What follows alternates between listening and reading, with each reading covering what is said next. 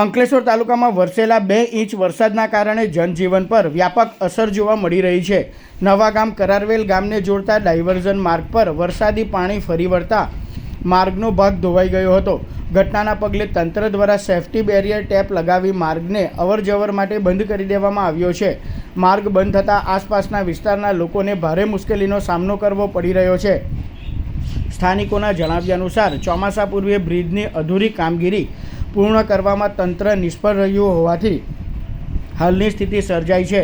ગ્રામજનોએ તંત્ર સામે રોષ વ્યક્ત કરતા જણાવ્યું હતું કે સમયસર કામગીરી પૂર્ણ ન થઈ હોત તો લોકોને હાલાકી ભોગવવી પડી ન હોત.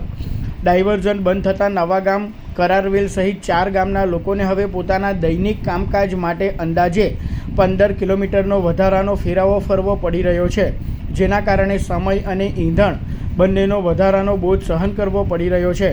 સ્થાનિકોએ તંત્રને વહેલી તકે માર્ગ અને બ્રિજની કામગીરી પૂર્ણ કરી અવરજવર પુનઃ શરૂ કરાવવાની માંગ કરી છે.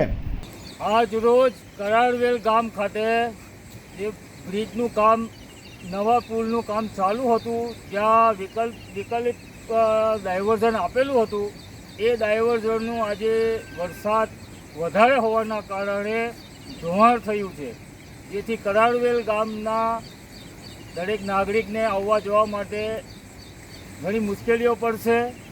તો જે તે તંત્રને અને કોન્ટ્રાક્ટરને વિનંતી છે કે આનું વહેલી તકે ફરીથી એ ડાયવર્ઝનનું કામ ઉપાડે, જેથી કરારવેલ ગામના જે વિદ્યાર્થીઓ છે, જે સ્કૂલે કોલેજ પર જાય છે, એમને તકલીફ ન પડે.